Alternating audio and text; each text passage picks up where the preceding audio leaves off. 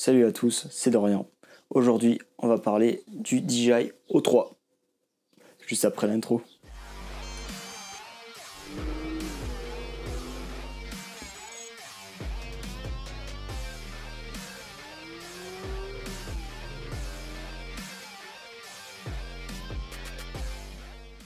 Le nouveau système DJI O3 est tout simplement une nouvelle version des AirUnit ancienne génération et les Vista. Ça va pas les remplacer, ils vont toujours être commercialisés, mais c'est vrai que quand on a goûté au système O3 avec la nouvelle caméra qui peut filmer en 4K 120 images par seconde, c'est canon. Avec la transmission retour vidéo en 1080p jusqu'à 100 images par seconde, c'est canon aussi. On peut directement enregistrer ses rushs sur une carte SD ou directement sur un stockage interne du O3.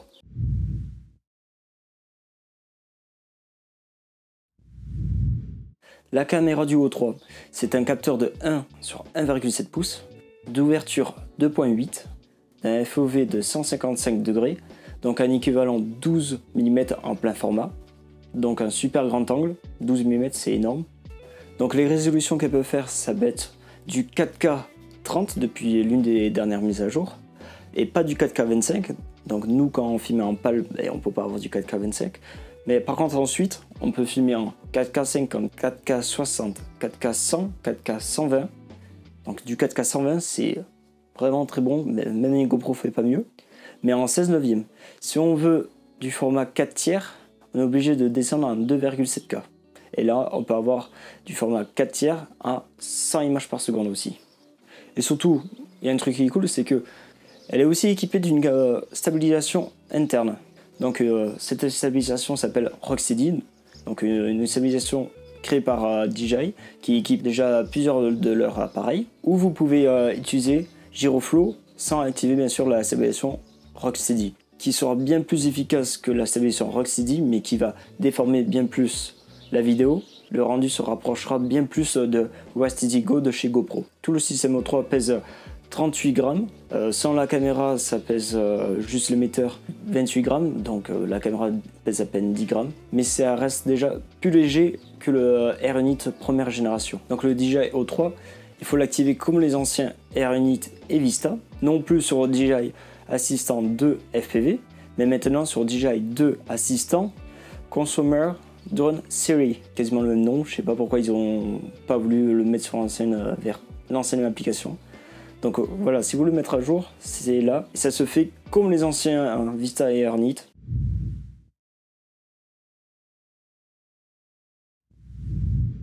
Alors en vidéo, on a 3 formats d'optique.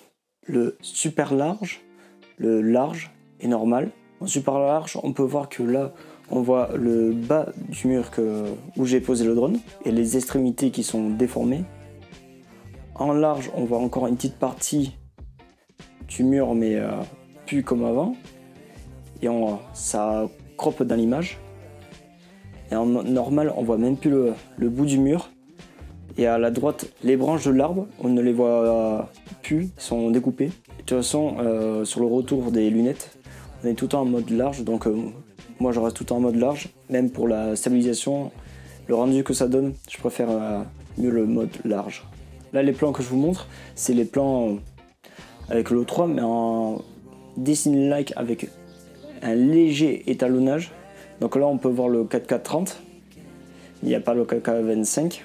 Le 4K 50 permet d'avoir des plans ralentis x2 ou d'avoir une fluidité dans la vidéo grâce aux 50 images par seconde. On a le 4K 100 qui permet de ralentir x4 et là d'avoir des jolis ralentis en plein vol. Et pour avoir le rendu comme Rocksteady Go de chez GoPro, il faut se mettre en 2K 4 tiers, et là on arrive plus ou moins à avoir le même rendu qu'une GoPro avec le Rocksteady Go. Et là aussi on peut se mettre en 2K 100 images par seconde pour avoir des ralentis x4. Donc là la stabilisation Rocksteady du O3 peut être pas mal pour du vol en freestyle, pour enlever quelques vibrations, mais elle est bien sa stabilisation, mais je vous conseillerais tellement plus le Giroflow, à part si vous voulez pas du tout vous embêter avec l'application Giroflow et que vous voulez l'image brute. Dès que vous sortez la carte et que vous le mettez sur l'ordi, pour avoir une image stabilisée sans trop de vibrations. Alors le profil d'image normal et Disney-like, le profil normal je le trouve trop saturé, on dirait vraiment un profil GoPro, j'aime pas du tout. Après ça peut être bien pour les personnes qui n'ont pas envie d'étalonner, que l'image est brute comme ça avec beaucoup de saturation, mais je préfère de base le profil Disney-like avec ce rendu décontrasté de l'image qui est vraiment bon comme pour la gamme des drones chez DJI. Pour les mini qui utilisent le Disney-like qui est vraiment un bon profil pour même étalonner. Surtout qu'en format Disney-like, on a du 10 bits. Après sur le DJI O3, on peut rajouter des FitRenD. J'ai pris des FitRenD de la marque Freeway. J'ai du FitRenD de 8, 16, 32, 64 qui permet de filmer avec la règle des 180, donc 50 images secondes. Enfin, avoir un shooter à 100. Si on met pas de filtre, il y aura trop de lumière dans l'image, donc on est obligé de rajouter un filtre si vous voulez respecter ce flou de mouvement naturel. Et si vous voulez utiliser la stabilisation Giroflow, vous prenez juste le fichier vidéo du O3, vous l'importez dans Giroflow, et Giroflow vous stabilisera direct l'image, et le rendu sera déjà très bien.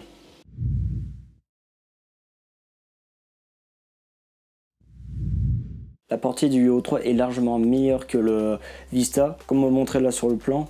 Le Vista, je ne pouvais pas aller plus de 2 à 300 mètres. Après, ce problème de réception, c'est parce qu'il venait de pleuvoir et il y avait une rangée d'arbres. Donc, vous ne faites pas la distance. Sinon, on peut aller bien plus loin avec un Vista.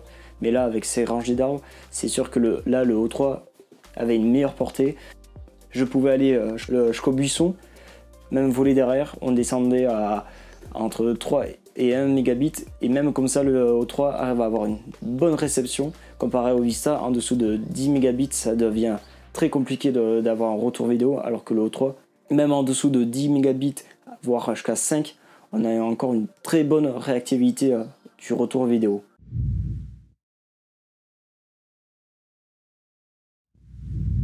Donc moi le O3 c'est complètement validé, on a une qualité impressionnante comparée aux anciens Vista.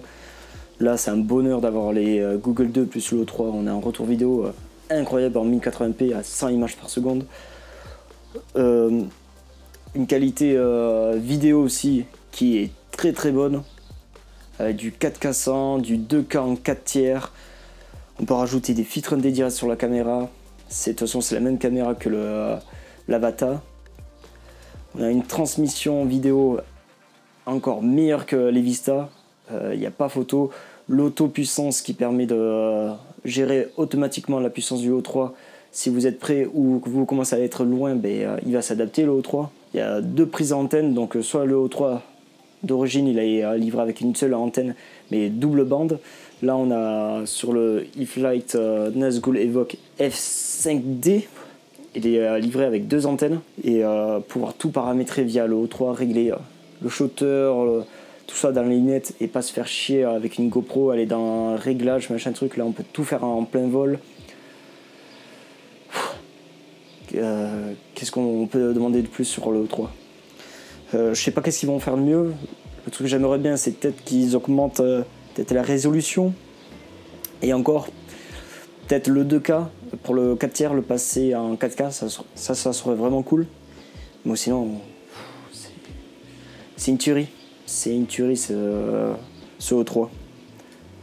Donc je sais pas qu'est-ce que vous en avez pensé du O3, dites-moi dans les commentaires. Mais pour moi, je l'adapte totalement. Donc c'était Dorian pour DVF. Et si vous avez aimé la vidéo, n'hésitez pas à la liker ou vous abonner. Et sur ce, je vous dis à la prochaine.